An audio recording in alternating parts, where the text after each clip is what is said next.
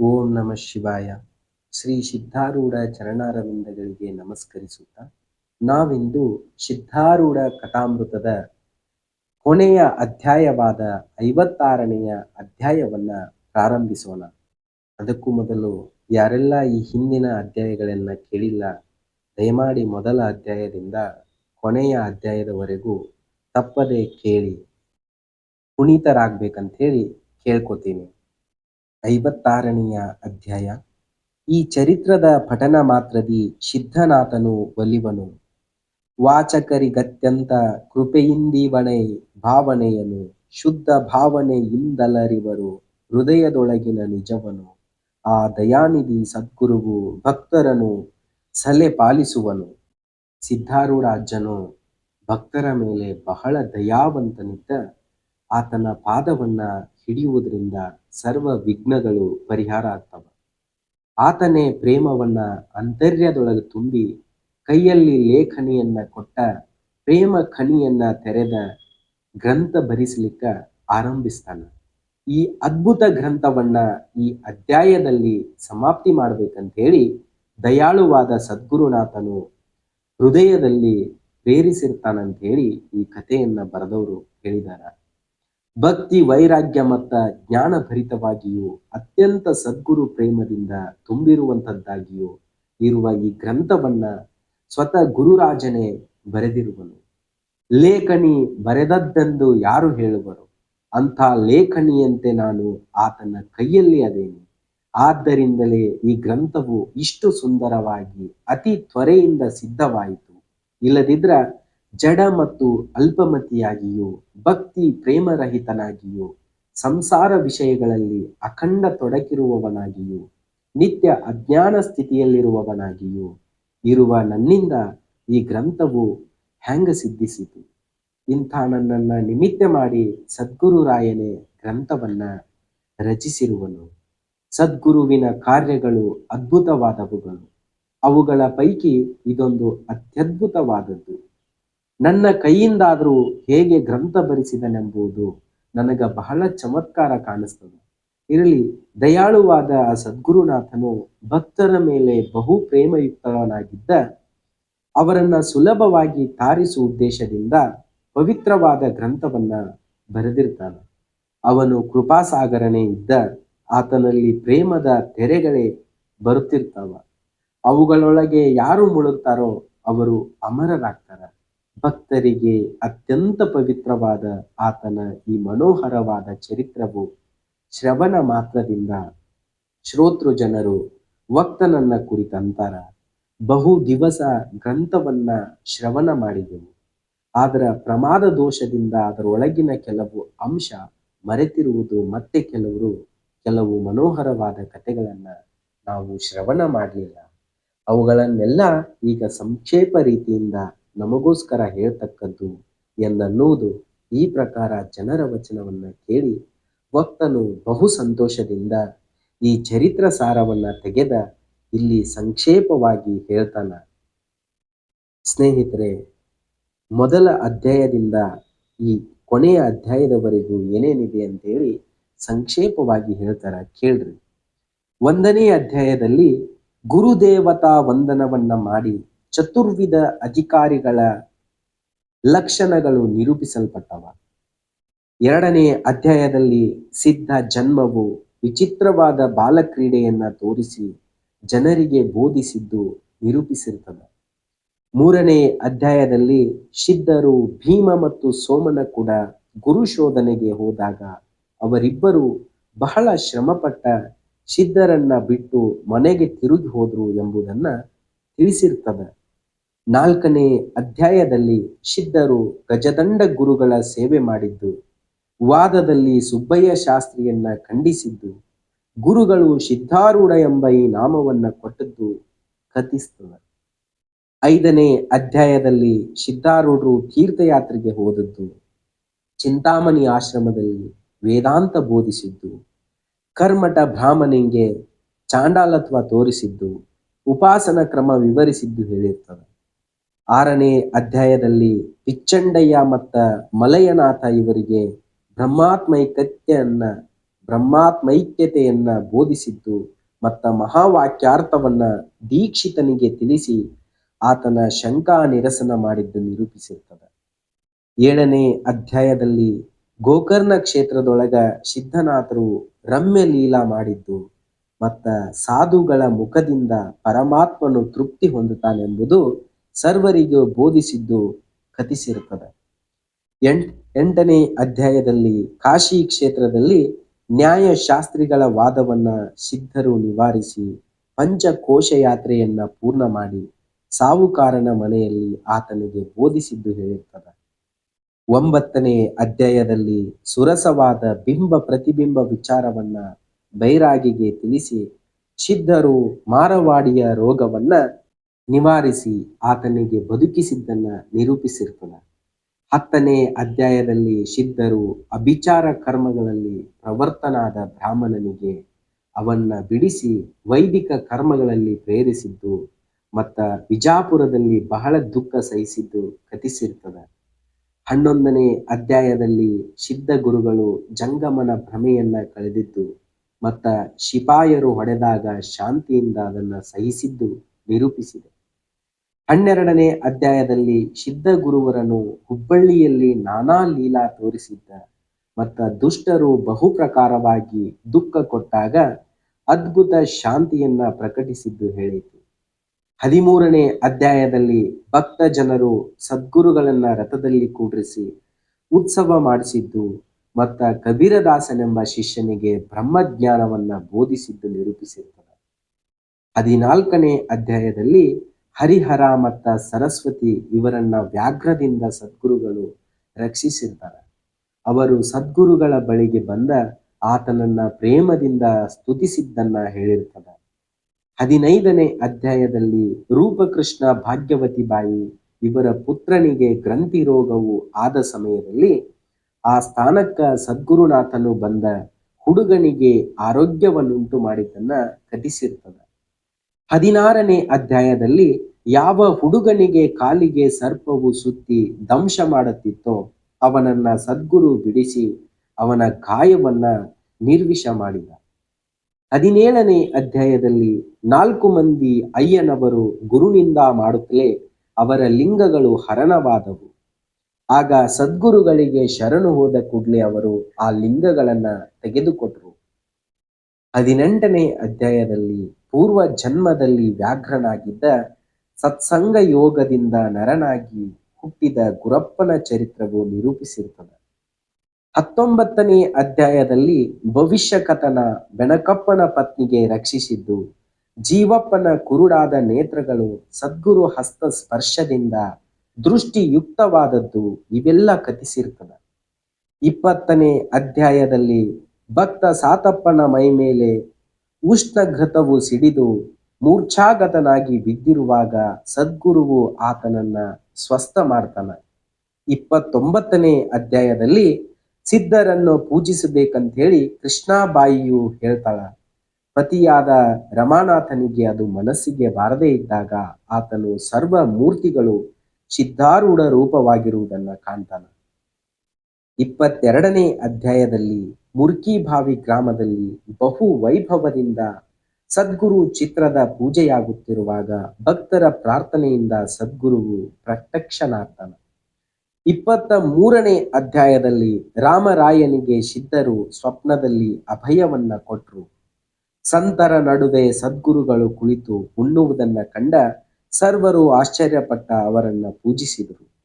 24ನೇ ಅಧ್ಯಾಯದಲ್ಲಿ ಗುರವ ಎಂಬವಳು ಅನ್ನವಿಲ್ಲದೆ ಮಕ್ಕಳು ಸತ್ತ ದುಃಖದಿಂದ ಬಾವಿಯೊಳಗೆ ಹಾರುವಾಗ ಸದ್ಗುರುವು ಬಂದು ಬಿಡಿಸಿ ಅವರನ್ನ ಆಶೀರ್ವಾದದಿಂದ ಶ್ರೀಮಂತರನ್ನಾಗಿ ಮಾಡಿದ.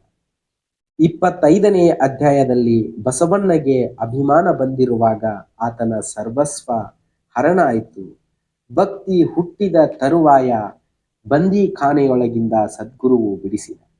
26ನೇ ಅಧ್ಯಾಯದಲ್ಲಿ 6 ಮಂದಿ ಯವನರು ಬಂದ ಯಥೇಷ್ಟ ತಾಡನ ಮಾಡಿದರು.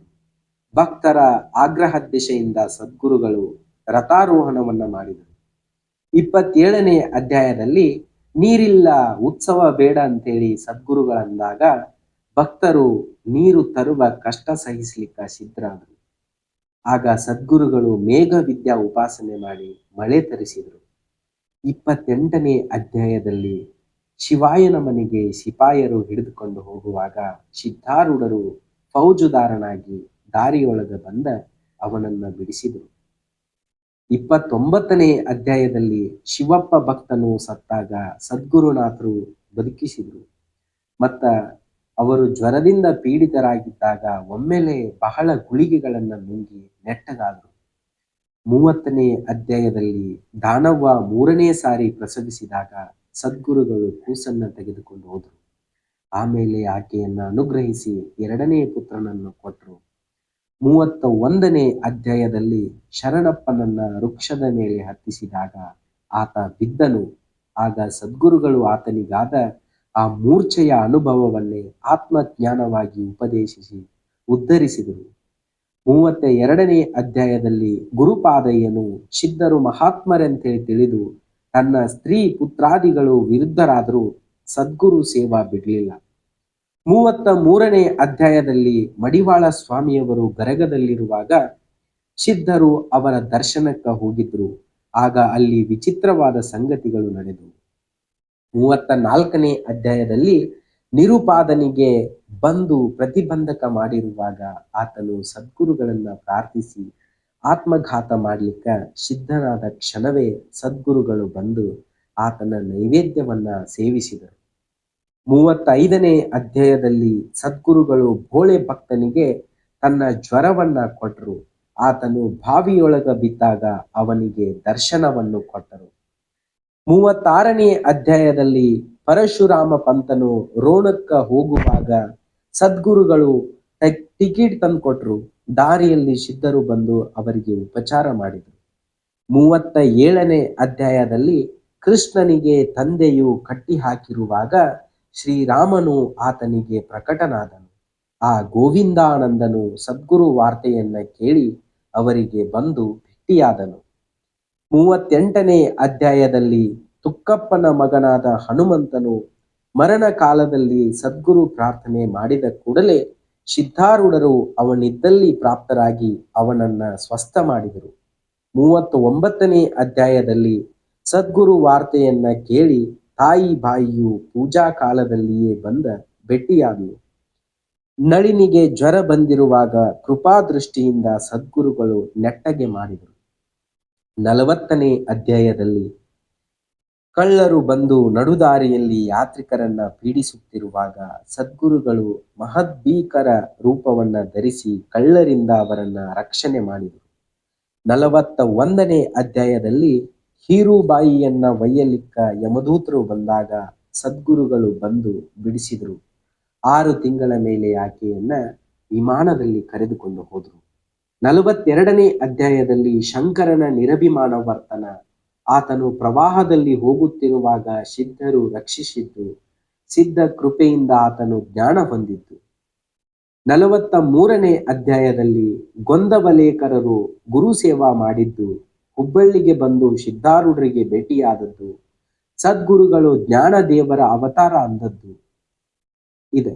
44ನೇ ಅಧ್ಯಾಯದಲ್ಲಿ ತಮ್ಮಣ್ಣ ಶಾಸ್ತ್ರಿಗೆ ಗುರೂಪದೇಶವಾಗಿ ನಾಮ ಜಪದಿಂದ ಶ್ರೀರಾಮ ದರ್ಶನ ಆದದ್ದು, ಸಿದ್ಧರಾಯರ ಅನುಗ್ರಹದಿಂದ ತಾನು ಕೃತಾರ್ಥನಾದನೆಂತೇಳಿ ತಿಳಿದಿತ್ತು. 45ನೇ ಅಧ್ಯಾಯದಲ್ಲಿ ನಾರಾಯಣನ ಮಗಳಾದ ಚಂಪೂಬಾಯಿಯ ಜ್ವರವನ್ನ ಸದ್ಗುರುಗಳು ಬಂದು ಇಳಿಸಿ ವಧೂವರರಿಗೆ ಲಗ್ನ ಮಾಡಿಸಿದರು. 46ನೇ ಅಧ್ಯಾಯದಲ್ಲಿ ಅಕ್ಕಲಕೋಟೆ ಶರಣಪ್ಪನು ಉಣಕಲ್ಲಿನಿಂದ ಹುಬ್ಬಳ್ಳಿಗೆ ಅನ್ನವನ್ನ ತರಿಸಿ ಭೋಜನ ಮಾಡಿಸಿದನು.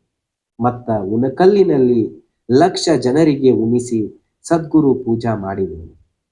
47ನೇ ಅಧ್ಯಾಯದಲ್ಲಿ ಸುಬ್ಬಯ್ಯ ಶಾಸ್ತ್ರಿಯು ಶಿವಪುತ್ರನಾಗಿ ಜನ್ಮ ಧರಿಸಿ ವೇದಶಾಸ್ತ್ರ ಪಂಡಿತನಾಗಿ ಗುರುಕೃಪೆಯಿಂದ ಜ್ಞಾನ ಪಡೆದಿದ್ದು ಕಥಿಸಿರ್ತದೆ.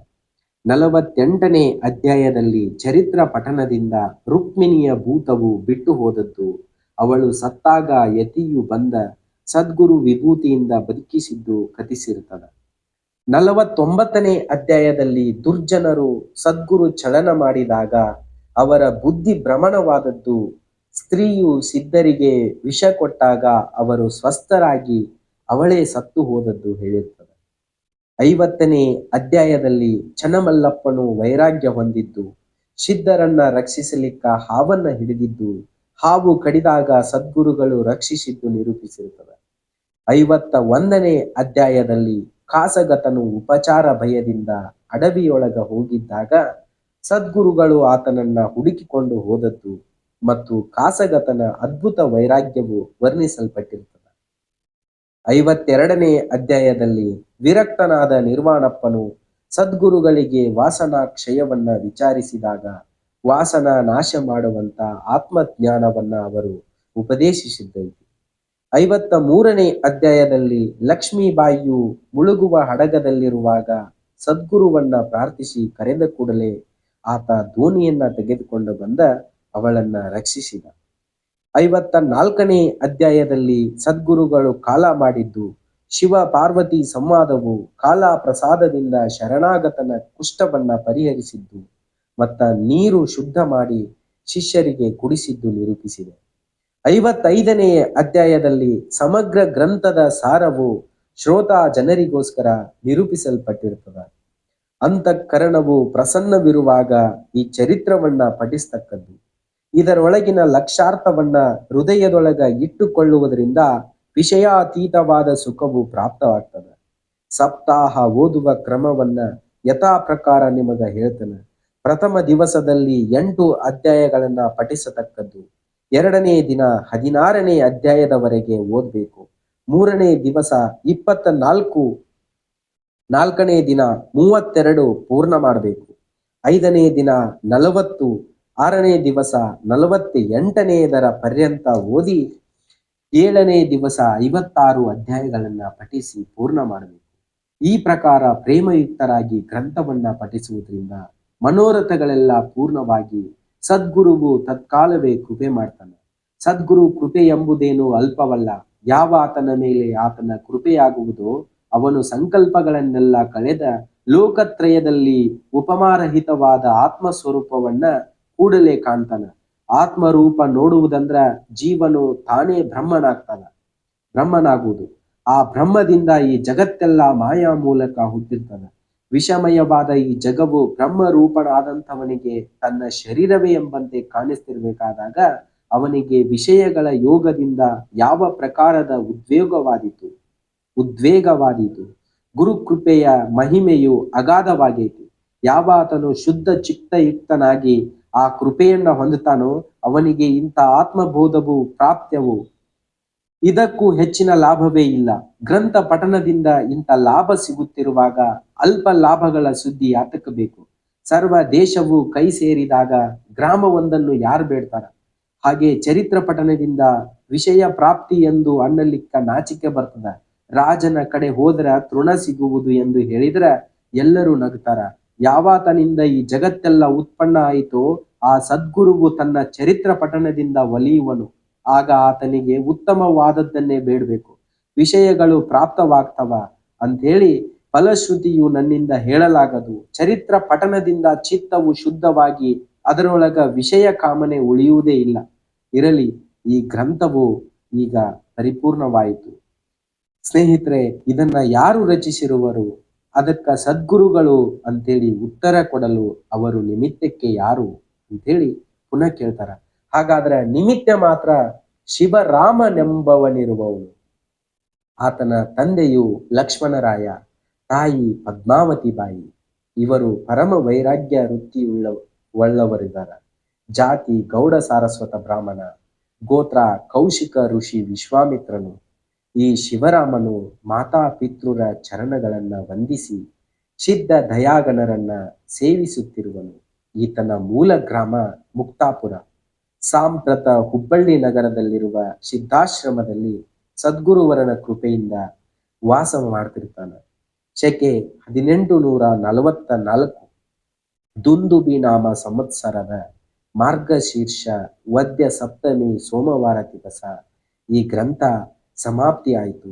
ಆದ್ರ ಶ್ರೀ ಸಿದ್ಧ ಸದ್ಗುರುಗಳ ಪವಿತ್ರಾವತಾರವು ಪೂರ್ಣವಾದ ಸಂಗತಿಯನ್ನ ಮತ್ತೆ ಸರ್ವಧಾರಿ ಸಂವತ್ಸರದಲ್ಲಿ ಸೇರಿಸಿ ಪೂರ್ಣ ದಯಾಗಣರನ್ನ ಭಕ್ತ ಸಜ್ಜನರಾದ ನಿಮ್ಮನ್ನ ವಂದಿಸಿ ಮಂಗಲಾಚರಣವನ್ನ ಉಚ್ಚರಿಸಿ ಈ ಗ್ರಂಥ ಲೇಖನವನ್ನ ಪೂರ್ಣ ಮಾಡ್ತೀನಿ ಅಂತ ಹೇಳಿ ಶಿವರಾಮರು ಹೇಳಿದ್ದಾರೆ. ಬ್ರಹ್ಮಾನಂದಂ ಪರಮಸುಖದಂ ಕೇವಲಂ ಜ್ಞಾನಮೂರ್ತಿಂ ದ್ವಂದ್ವಾತೀತಂ ಗಗನ ಸದೃಶಂ ತತ್ವಮಸ್ಯಾದಿ ಲಕ್ಷ್ಯಂ ಏಕಂ ನಿತ್ಯಂ ವಿಮಲಮಚಲಂ ಸರ್ವದಿ ಸಾಕ್ಷಿಭೂತಂ ಭಾವಾತೀತಂ ತ್ರಿಗುಣರಹಿತಂ ಸದ್ಗುರುಂ ತಂ ನಮಾಮಿ ಅಂಥೇಳಿ ಶ್ರೀ ಸಿದ್ಧಾರೂಢ ಕಥಾಮೃತದೊಳು ಶ್ರವಣ ಮಾತ್ರದಿಂದ ಸರ್ವ ಪಾಪಗಳನ್ನ ಭಸ್ಮ ಮಾಡುವಂತ ಅತಿ ಮಧುರವಾದ ಈ 56ನೆಯ ಅಧ್ಯಾಯವನ್ನ ಶಿವದಾಸನು ಶ್ರೀ ಸದ್ಗುರು ಸಿದ್ಧಾರೂಢರ ಚರಣಾರವಿಂದಗಳಲ್ಲಿ ಅರ್ಪಿಸಿರುವನು. ಶ್ರೀ ಸದ್ಗುರು ಸಿದ್ಧಾರೂಢ ಕಥಾಮೃತ ಸಂಪೂರ್ಣ. ಓಂ ತತ್ಸತ್. ಧನ್ಯವಾದಗಳು.